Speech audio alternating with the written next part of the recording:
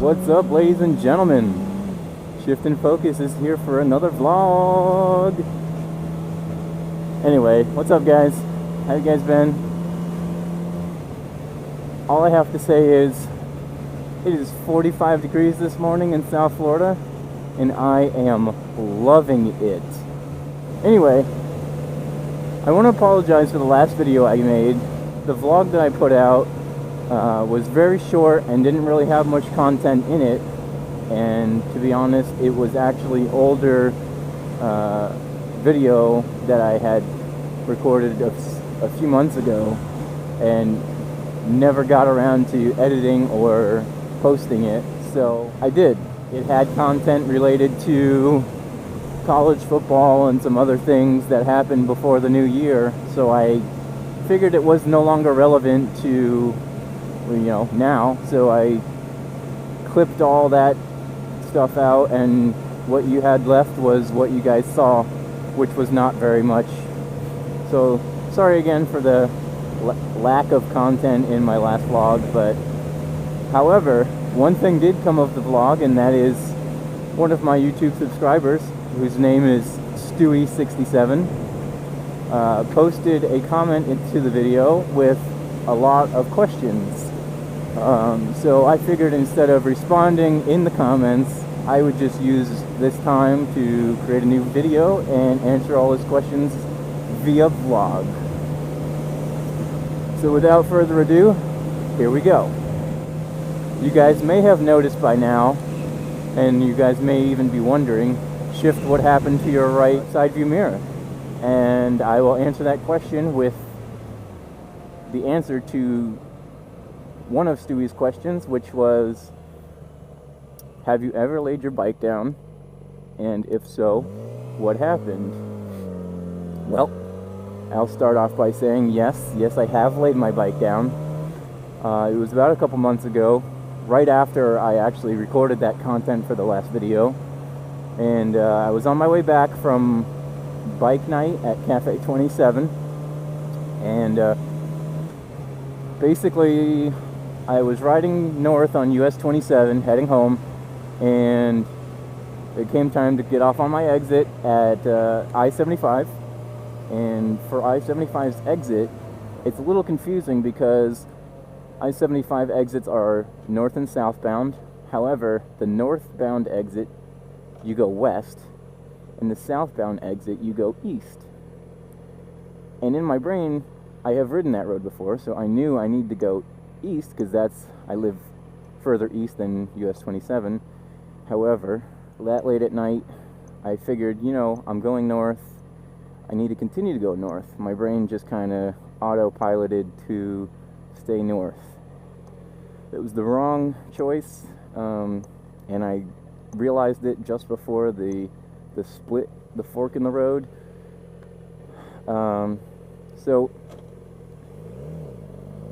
I did have to brake slightly harder than usual, and I locked up my rear brake, which caused my back tire to wiggle around a little, and I was still trying to get over to the right lane at the same time, and one thing led to another. I hit some loose gravel and dirt and whatever in between the lanes, and that's when I started going down. Luckily for me, by the time I actually hit the ground, I was in the grass rather than on the pavement, which is pretty fortunate. It kept me from getting as banged up as I did. I did get a little beat up, not too bad. I had a bruised hip, a bruised knee, and a little road rash on my elbow, even though I was wearing, I guess it wouldn't be road rash, it would be grass rash. It would have been a lot worse had I not been wearing my gear, obviously. But I was wearing this jacket, which did protect me for the most part, other than the little scrape that I got on my elbow. There was a guy who, after I got up from the ground and went over to pick my bike up, a guy rode by on his cruiser, on his Harley, and saw me and stopped and came over and made sure I was okay. And he just basically stayed with me the whole time. He wanted to make sure my bike was still able to run, that I was okay, and then I could make it home. So he followed me, he stayed behind me to keep all the cagers off of me. And yeah, he was really nice, really cool about everything, and just wanted to make sure I was okay and stayed safe all the way home. So to that guy who helped out a sport bike rider on a Thursday night at Cafe 27, if you are watching this, thanks a lot, man. You are the epitome of what a motorcycle community should be, the brotherhood of motorcyclists. So thank you very much, sir. Anyway, that is the answer to the first question from Stewie. The next question I'll answer will be, what would you like to do to your bike that you have yet to do? And I'll answer that with an immediate obvious answer, and that would be fix up my bike from all the things that happened when I laid it down. There's still some plastics that need to be replaced. Obviously I need a new right side view mirror. So yeah, that would be the first thing I need to do to the bike. Not want, but need, to make sure this bike is 100% back to normal. So other than that, once that's all done in the future, when I have the money after recuperating from patching up the wounds on the bike, I do want to get exhaust for the bike. I would love to have full exhaust, however, I don't really want to spend the money for full exhaust, so I would most likely just get a slip-on, and I'm not really sure what brand I would get. I still have plenty of time, obviously, to do some research and figure out which one I really like best, but that's really the only big upgrade that I want to do to the bike, because I'm not all about tricking it out like crazy and, you know, aftermarket everything. But I would say if anything that I wanted to get upgraded, it would be the exhaust. Man, my hot breath is fogging up the lens. The next question that Stewie67 asked would be, I think, his longest question of all of them, and I'll paraphrase it because it's too much to remember word for word. But he basically asks, with the invention of Google Glass and the augmented reality technology that exists today, would I ever consider equipping that technology while riding?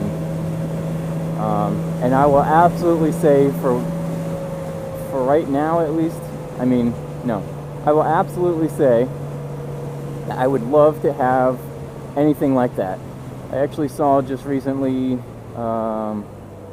online a company named Szkoly, who has a prototype helmet of, well, basically Google Glass for motorcycles, and it's a helmet that has built-in, you know, heads-up display in the bottom right corner where you can view different things like directions and whatnot while you're riding.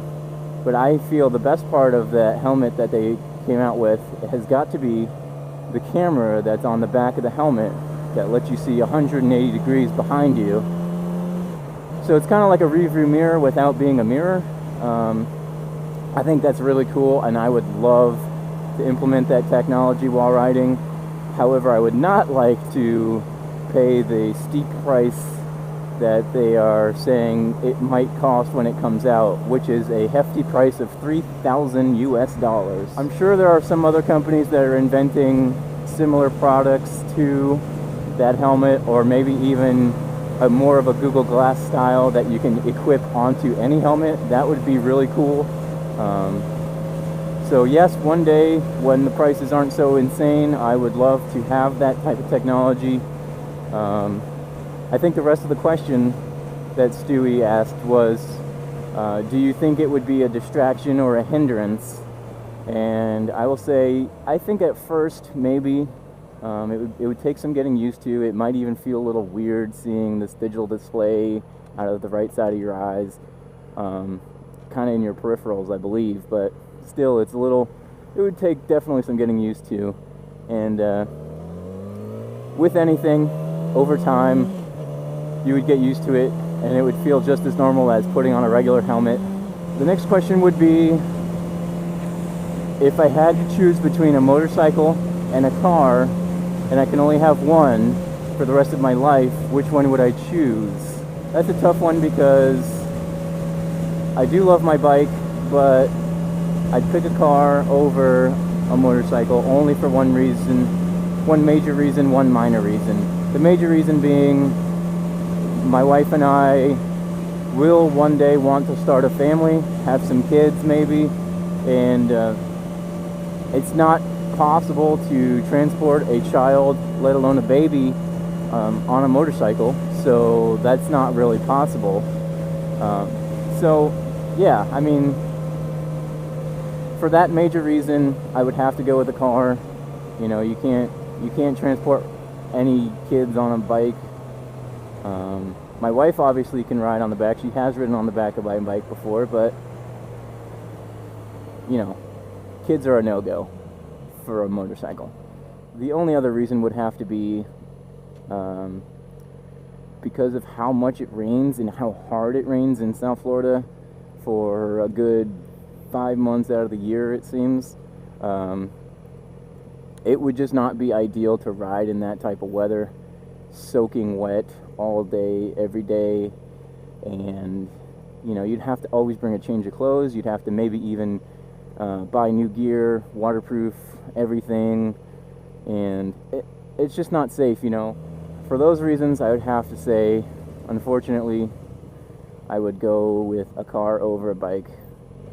However, if I had to, or if I didn't have to choose between the two, I would keep both forever. And the only other question I can answer while on the bike would have to be, Stewie67 asks, why is it that a few bad riders give all motorcyclists a bad rep? And I will answer that question with one of those old sayings, the bad apple spoils the bunch. And it's very true. You know, it only takes one person out of a group to kind of ruin the reputation of the whole group, the whole community. And that goes for just about anything, not only motorcycles, but any type of community of people that share a common interest. It's very unfortunate. There are a lot of really stupid people that ride motorcycles down here. Just, you know, not really riding safe, riding careless, you know, not worrying about the safety of themselves or others. And it's unfortunate that those few people do make it, you know, a bad reputation, a bad kind of stereotype for the rest of us. It seems mostly like sport bikes fall into the category more than cruisers. And I'm sure you guys have all seen the YouTube video of the sport bikes and the Range Rover, and I won't get into any of that crap because it's been covered, I'm sure, by multiple people. But you know, things like that, there's just bad stigmas about bike riders in general. It's unfortunate. If you do ride a sport bike or even a cruiser and you ride safe and you do care about people on the road as well as, you know, your own life, mad props to you, because there aren't very many people down here that seem to care about that type of stuff. Alright, I think I made it through all the questions except for the one I need to be off the bike to answer. I'm almost to work, so with that I will say I will see you guys in a few seconds for you. It'll be later on in the day when I actually can answer the question, but I'll be off the bike and I'll be able to answer the rest of what Stewie67 had for me, and I'll see you guys in a little bit. Shift and Focus out for now. Peace. Zoop.